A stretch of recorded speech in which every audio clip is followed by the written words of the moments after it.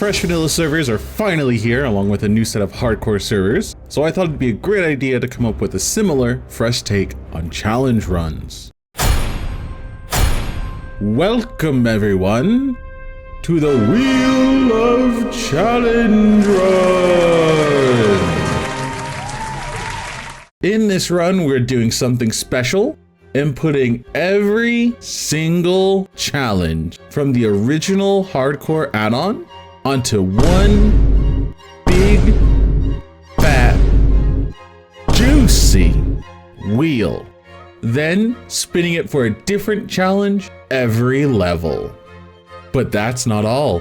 A simple wheel of challenges couldn't possibly be hard enough. So we're adding conditions on top.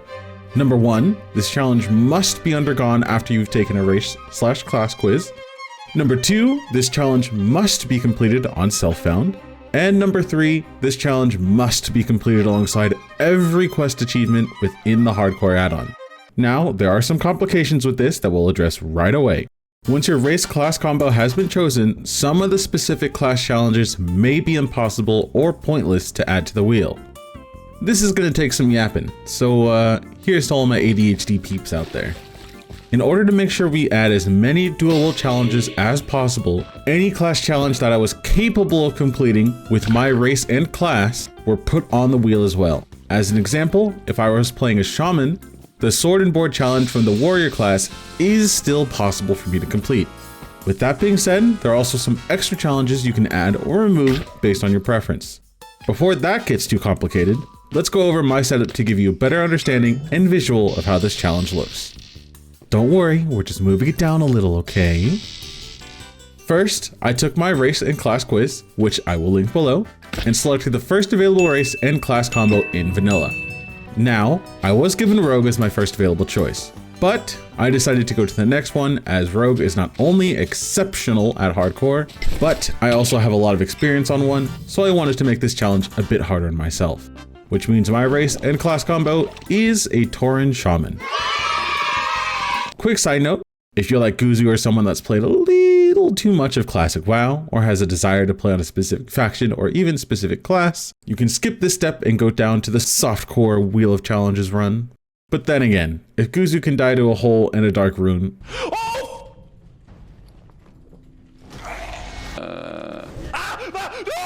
anything goes really. Anyways, here is my wheel for the challenge. Quick things to note. Some of my added challenges include no questy or guide, no weapon, monk mode, and Mak'gora. I did set Mak'gora at a lower chance than the others, cause I've never PvP'd in Classic, so it likely means I just rolled death.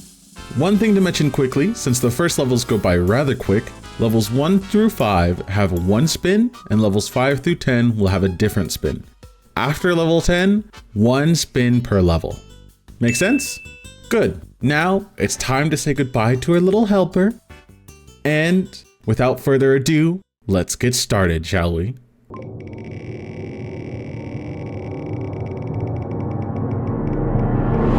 For our first ever spin, we get a real easy one. Grounded. No mounts, flight paths, or portals. These first few levels aren't challenging whatsoever, so we quickly take care of the first couple quests and ding level 2 in record time. While running through our next set of quests, we get the first sign of a blessed run.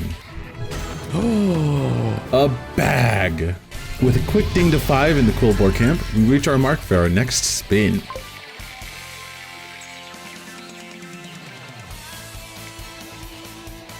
No pots? Shouldn't be too bad, right? We waste no time completing our totem quest at level 5 as well, and head back to our trainer at level 6 to grab Earthbind Totem and Healing Wave, which also means we're done with Camp Narache. Heading down to Bloodhoof Village, we pick up our quests, and oh boy, look at that map. What a beautiful sight. We quickly annihilate the poor, helpless wildlife around the area and complete the rather annoying Mazranache faster than you can say. I don't know what to put here, I'll be honest. In a rather lucky turn of events, we stumbled upon a chest and a rare. what else to do but kill it, right? Now, rares in vanilla can be rather deceptive to the uninitiated. In rare cases, they can be considered on par with elites due to either their special abilities or for how hard they hit. In this case, Snaggle Spear not only hits decently hard, but also has a net ability to prevent you from running away. So if you're not careful, you might just end up like this.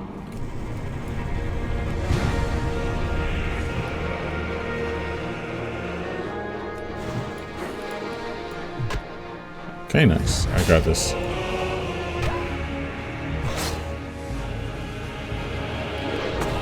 We'll pop that down just, hey! Ow. That was a crit and a half. Oh, yeah. I can't pot.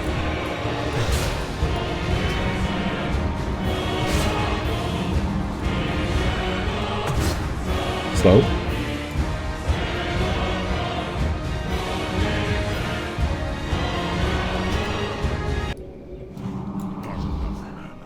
Did I get you? Okay, no, but really, he does hit a little hard, and if you're not careful, you can just kill him easy, I guess. Well, with the toughest rare in the game down, we can finally loot the chest and get absolutely nothing. One other thing to mention about Modern Classic is the implementation of hyper spawns. The way this works is if the game detects that there are more active players in a certain area than available mobs to kill, it will decrease their spawn timer to accommodate for the increase in demand. You won't see this often as servers get older and areas become less densely populated, but at the start of a new fresh server, well, let's say you have to be very careful at these early levels. How dare you?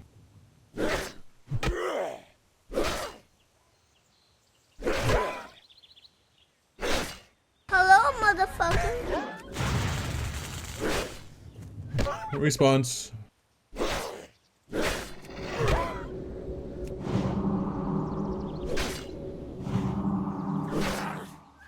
Hello there. So many respawns.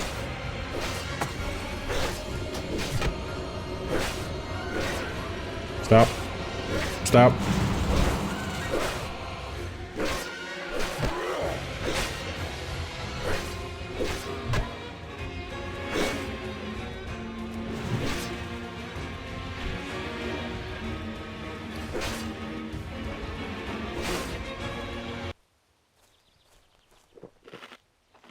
Oh boy. Avoiding yet another near-death experience, we finish off the last few gnolls we need and head back to Bloodhoof Village to sell our trash, turn in our quests, and ding level 8 so we can train our new spells. We return back out onto the plains to finish off the world's worst collection quest and stop by a ravaged caravan to pick up a box full of XP and the location of where Blizzard has been hiding all the old spicy art. Yeah, boy. And finally dinging level 9. With only one more level to go till we roll a new challenge and begin our first steps into the achievements we must also complete, we have to take a quick stop by this filthy dwarven camp to melt their picks so they're unable to defile our precious Earth Mother.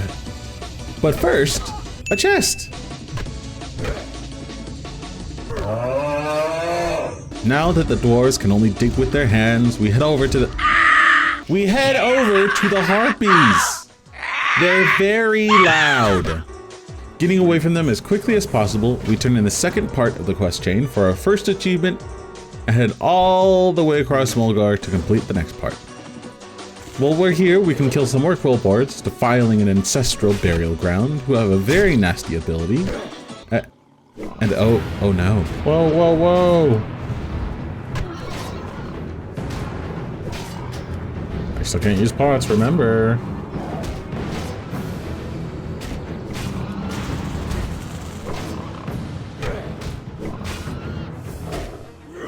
Oh, jeez.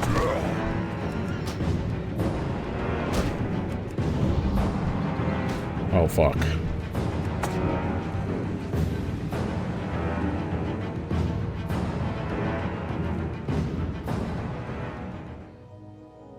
And it's not even close.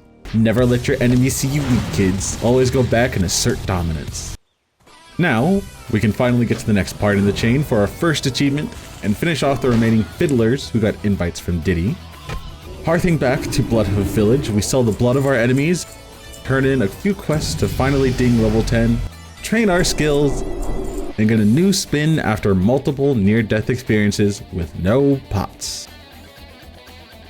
Ephemeral. No repairing our gear. Not bad at all.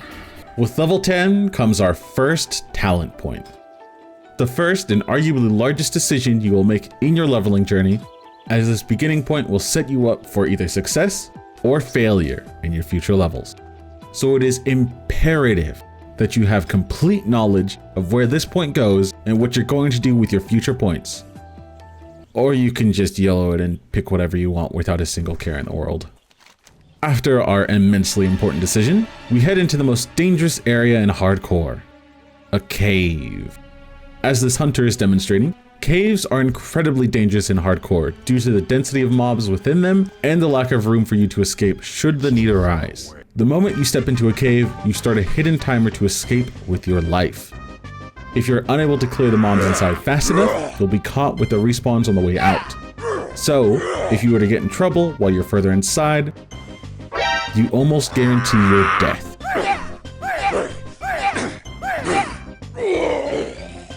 They become even more dangerous with more people inside due to the hyper-spawning rules we mentioned earlier.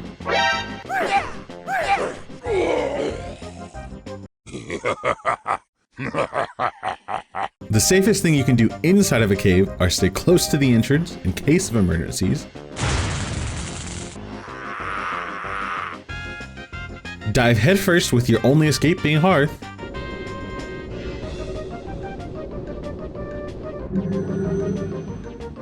or simply group up to do a quest and run the hell out ASAP. We finish up the quest safely outside and make our way across Barrens and into Durotar to begin our Fire Totem quest. Now, the trip across Barrens is incredibly tame compared to the Alliance's version. Having to run through Dustwallow, a level 20 plus zone with mobs near, if not directly in your path of travel. No, do not attack the Murloc. These hands is down. However, it is still possible to die on the Barrens run. While you will be more than likely safe sticking to the road up until the crossroads, there are a few mobs that can path close enough to the road that guarantee death. Like 1, being this hyena, and 2, being Reddit. No! Oh, 7.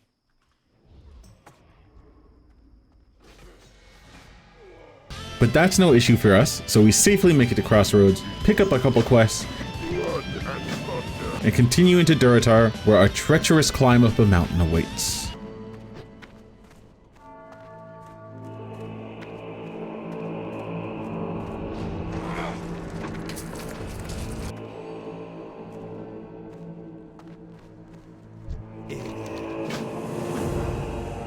The king's climb down is harder.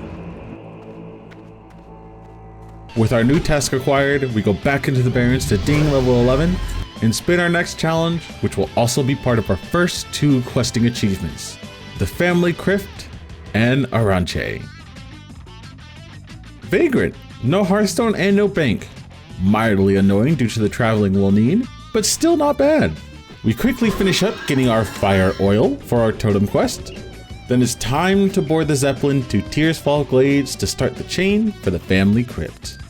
No Hearth could potentially be dangerous here, as the crypt itself is very compact, and with the amount of people around, is surely teeming with hyperspawns. But first, we must make the long trek over to that side of the map, quickly dispatch 1 angry aunt and 2 weird uncles, before running all the way back to pick up the next part, and run all the way back again to kill the way too political uncle, before we get to run all the way back again and again to get the final part of the chain, and to run all the way back.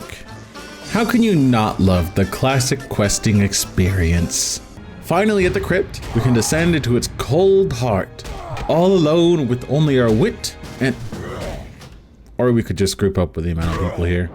I promise this is the one and only time we group for an achievement quest purely due to the amount of people currently here.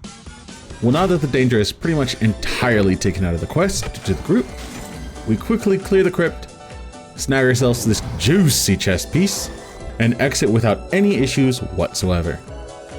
Returning back to Brill for the final time, we turn in the quest, completely ignoring the potential upgrade, and pick up our first quest achievement. Now the reason that we skipped that staff there is because of a certain staff from an early quest in the Barrens that will last us for quite some time.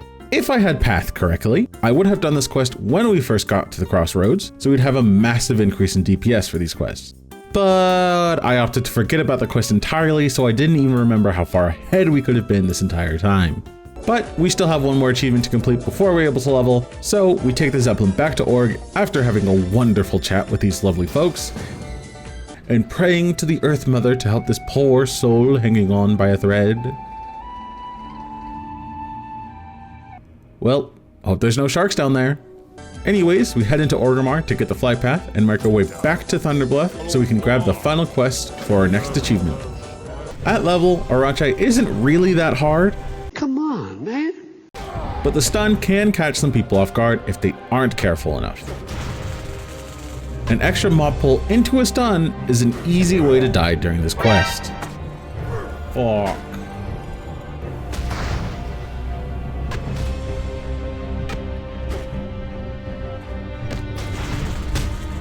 Oh.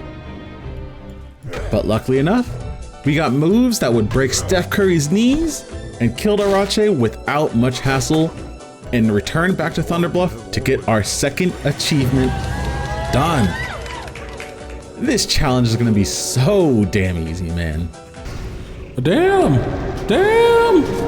Thank you very much for watching, and be sure to stay tuned for the next episodes to come. These do take me a little bit to get done as I'm doing this all myself, so bear with me while I work on this project with the little time I have. Don't forget to like the video and sub to catch the rest of the journey unfold. See ya!